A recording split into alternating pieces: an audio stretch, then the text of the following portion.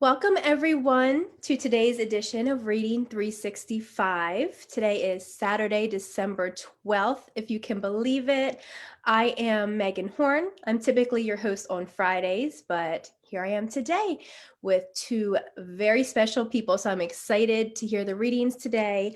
But first, I want to thank you all if you're joining us live today with Reading 365 with the American Literacy Corporation. It's so wonderful what Floyd has kind of transitioned this program into. We were just talking a few moments ago.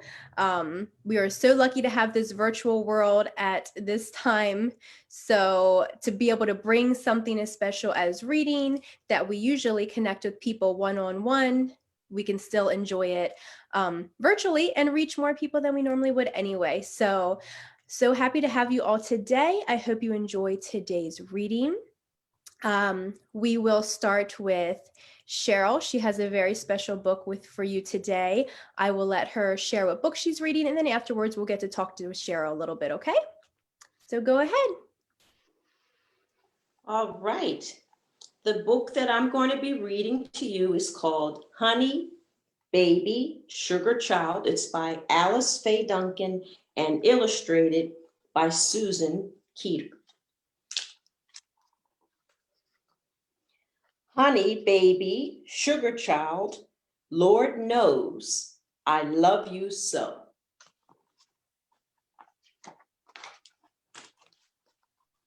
I want to squeeze you, kiss you till the sugar's gone.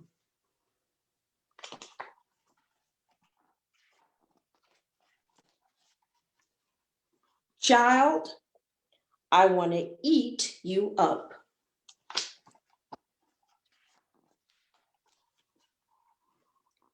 I want to hold you, rock you, swing you in my arms.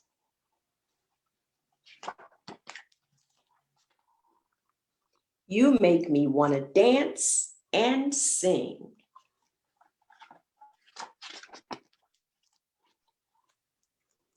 You make me laugh. We jump and twirl. We run in the green, green grass. And when clouds rush in on a rainy day, your smile is my sunshine.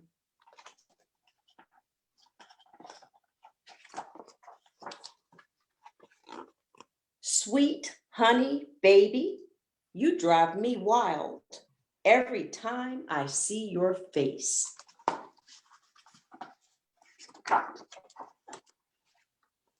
I see them cheeks, them eyes, that grin.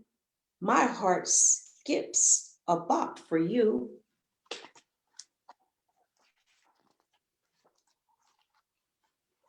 Sugar child, sweet pudding pie. Lord knows it's true what I say.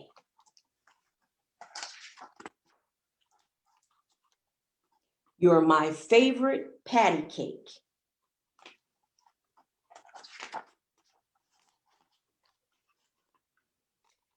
You're the star in my crown. You're the joy in my smile. You're the angel in my dreams.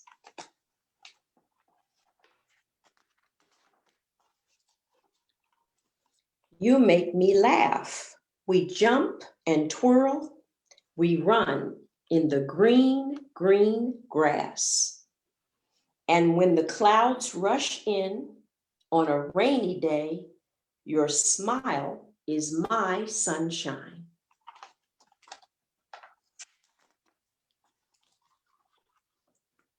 Honey, baby, sugar child, Lord knows I love you so.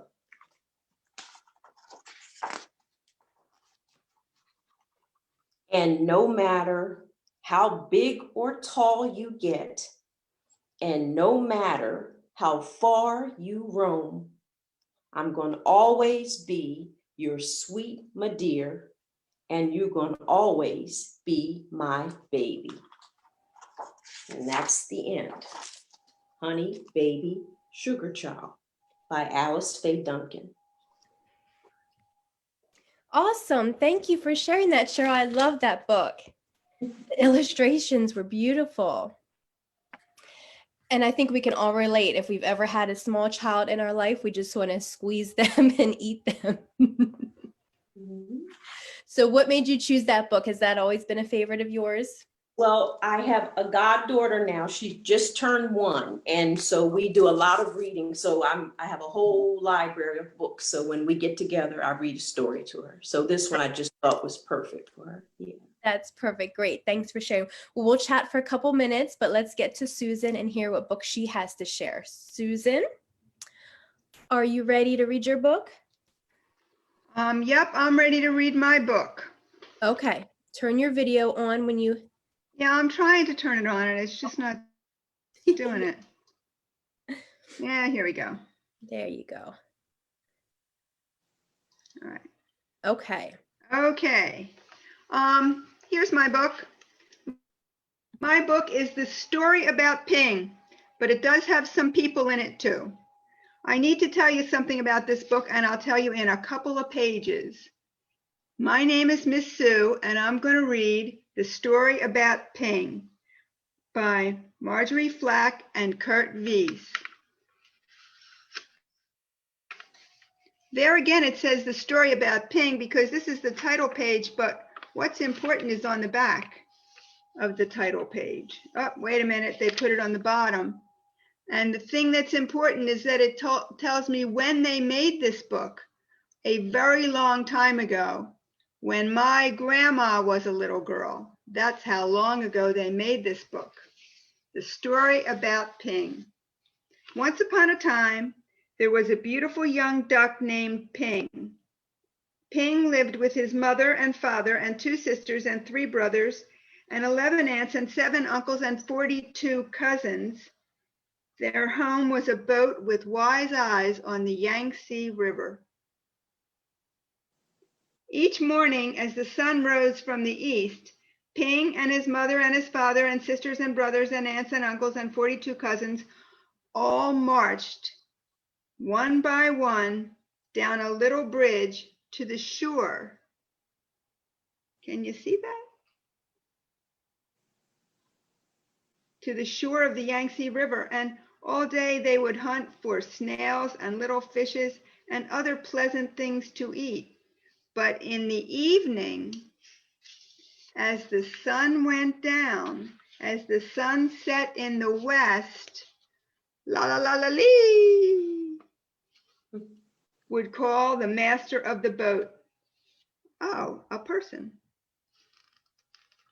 Quickly, Ping and all his many family would come scurrying quickly. They would march one by one up over the little bridge and on to the wise-eyed boat, which was their home on the Yangtze River. Ping was always careful, very, very careful not to be last, because the last duck to cross the bridge always got a spank on the back. But one afternoon, as the shadows grew long, Ping did not hear the call because at that moment Ping was wrong side up trying to catch a little fish. Can you see that? By the time Ping was right side up, his mother and his father and his aunts were already marching one by one up over the bridge. By the time Ping neared the shore, his uncles and his cousins were marching over. And by the time Ping reached the shore, the last of his 42 cousins had crossed the bridge. Ping knew he would be last, the very last duck, if he crossed the bridge. Ping did not want to be spanked. So he hid. Ping hid behind the grasses, and as the dark came and the pale moon shone in the sky, Ping watched the wise-eyed boat slowly sail away down the Yangtze River. All night long, Ping slept near the grasses on the bank of the river with his head tucked under his wing. And when the sun rose up from the east, Ping found He was all alone on the Yangtze River. There was no father or mother, no sisters or brothers, no aunts or uncles, no 42 cousins to go fishing with Ping. So Ping started out to find them. He was swimming down the waters of the Yangtze River, and as the sun grew higher in the sky, boats came, big boats and little boats, fishing boats and beggars' boats, houseboats and raft boats, and all these boats had eyes to see with. But nowhere could Ping see the wise-eyed boat, which was his home.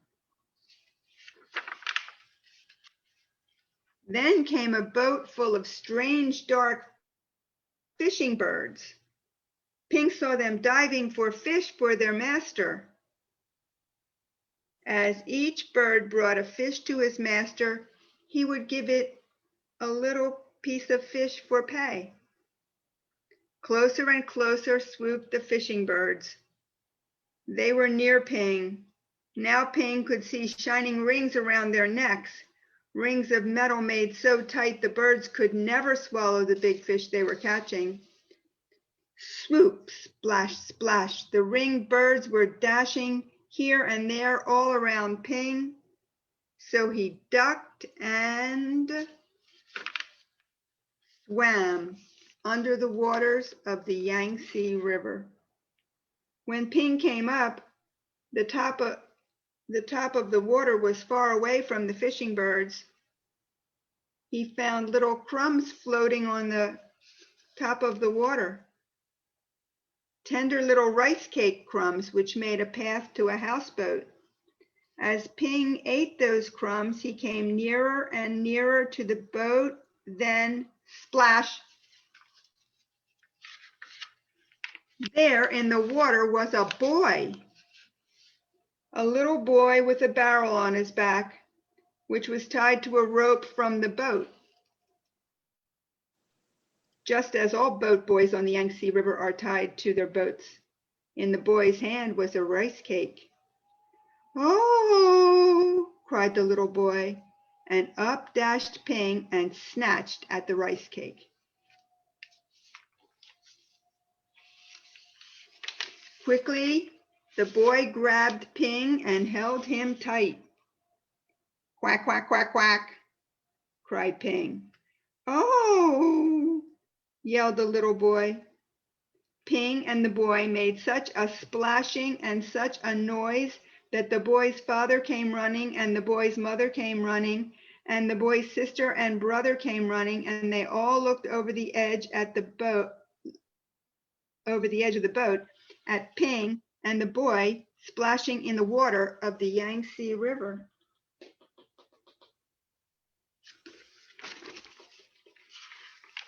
Then the boy's father and mother pulled at the rope which was tied to the barrel on the boy's back. They pulled, and up came Ping and the boy.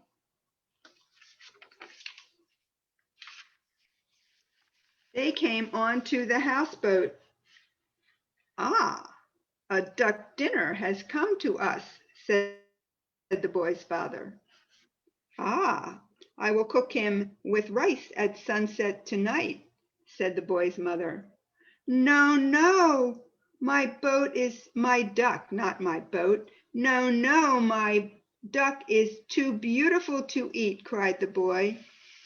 But down came a basket all over Ping, and he could see no more of the boy or the boat or the sky or the beautiful yellow water of the Yangtze River.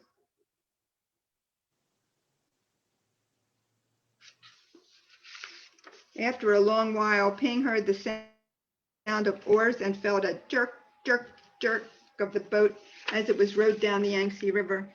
Soon the lines of sunshine which came through the basket turned rose color, and Ping knew the sun was setting in the west. Ping heard footsteps coming near to him.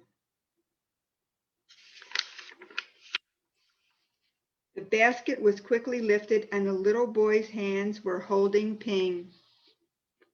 Quickly, quietly, the boy dropped Ping over the side of the boat and Ping slipped into the water, the beautiful yellow water of the Yangtze River. Then Ping heard this call. La la la la lee.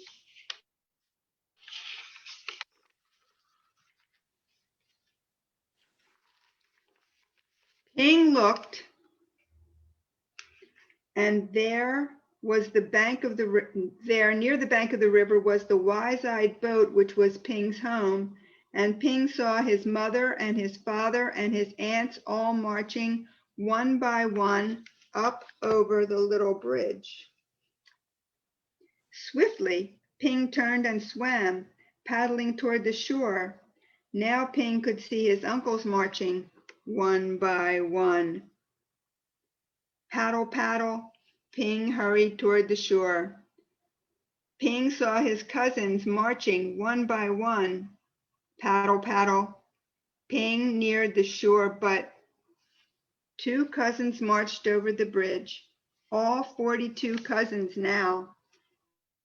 And Ping knew that he was late again, but up marched Ping, up over the little bridge and spank.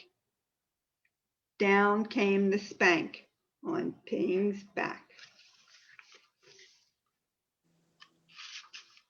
Then at last, Ping was back with his mother and his father and his 2 sisters and 3 brothers and 11 uncles and 7 aunts and 42 cousins, home again on the wise-eyed boat on the Yangtze River.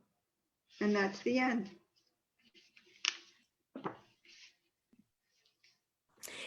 I love that story of Ping. Did you ever hear it before? No, I hadn't. Nope. That was Well, enjoyable. it's been since 1933. I don't know what took you so long. I know. That's what I love. Like, these stories, they can live forever and they're still relevant and enjoyable to kids now. So that's wonderful that you shared that. Thank you, Miss Sue. Sure. So you have quite the collection of books at your home. Have you always been a lover of reading? Yes. I am a lot more discerning now than I was at the beginning. I just bought, whatever books came to my hand for my first child, and Yeah. I got a lot. Do you remember, like, what made you fall in love with reading? Do you remember, like, as a young girl? Oh, yes. Yeah. I read to myself. My mother tells me that she read to me, but I don't necessarily remember that, but I do know that I read a lot. Yeah. My children, I mean, they certainly transition out of picture books into books that they can read for themselves. Right. Chapter books. Yep. What is your book of choice these days? When you can choose to sit down for a few moments, what do you choose to read? Well, I belong to 2 book clubs. I belong to 3, but the pandemic sort of jettisoned one of them. Okay. And so I often have my reading material chosen for me.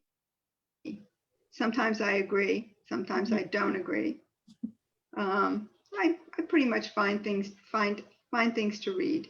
Yeah. That's good. I kind of like that about book clubs as well, because it's not necessarily a book you would have chosen to read, but it introduces you something new. What about you, Cheryl? Are you still on? Do you want to pop back on for a few minutes? Oh, yes, I'm still here. Oh, you are. Do you remember, like, what first made you fall in love with reading? Like, were you young? Do you kind of have a special memory of reading? For us, when school let out, I grew up in Philadelphia. We used to go to our local library and they had something called the Vacation Reading Club. And so my sister and I joined that. And then later, my brother's a little younger. We looked forward to that. That's really what sparked the interest. Yeah. Well, that's good. Cheryl, I grew up in Philadelphia too. All right. What part of Philadelphia? Well, it was the Northeast then. It's the lower Northeast now. Okay, and I grew up in And then East in East Germantown. I lived on Woodlawn Street. Okay, all right. It's a small world. Yeah. It is. And now you're both in Central PA. Yeah. That is wonderful. I feel like, for a lot of us now as adults, we always have like a memory of when we were younger, and that kind of made it stick. And you were both, Cheryl, you said you're with the Commonwealth of PA, and Miss Sue, was a medical nurse. Were you always like through your life, would you always make reading important? I kind of like, I know myself, I go through kind of like ebbs and flows of loving reading and having time. Were you always good about carving up some time to share a book with yourself? Oh yeah, always. And with my job, a lot of research and reading. So it kind of goes with the territory. So I like to do personal reading and then of course work related. Yes. That's good. Sometimes it's hard when you do a lot of reading for work to find personal reading, but that's good. What about you, Miss Sue? Did you always have a book that you had on your nightstand? Well, I can remember times when I would have one book in the car, another book downstairs, a book upstairs, a book on my bedside table, a book next to the bathtub. But now I don't do that because I can't necessarily remember which characters go with which other characters. So I try to keep it to just two. Yes, I find that as well, because sometimes I'll have like an audio book for the car and then one laying Yeah. beside the bed, and it gets to be too much. Too many worlds you're invested in at once. Yes. Yeah. Unless they're very special worlds. So that, I mean, if you're on the 2001 spaceship, that's Right. different than if you're, crossing the prairie in a covered wagon. Yes. Well, that's good. Yes, Miss Sue has 5 grandchildren, and Cheryl has a goddaughter to share reading with. So I think we all on here know how special it is to share reading. So it's wonderful that you both could join us today. I hope you come back again. And I hope you all enjoyed our reading edition today on Reading 365. Of course, just like it says, we're here every day at 11 o'clock. So please join us again. Thanks for joining us today. Bye. It was nice to meet you. You too.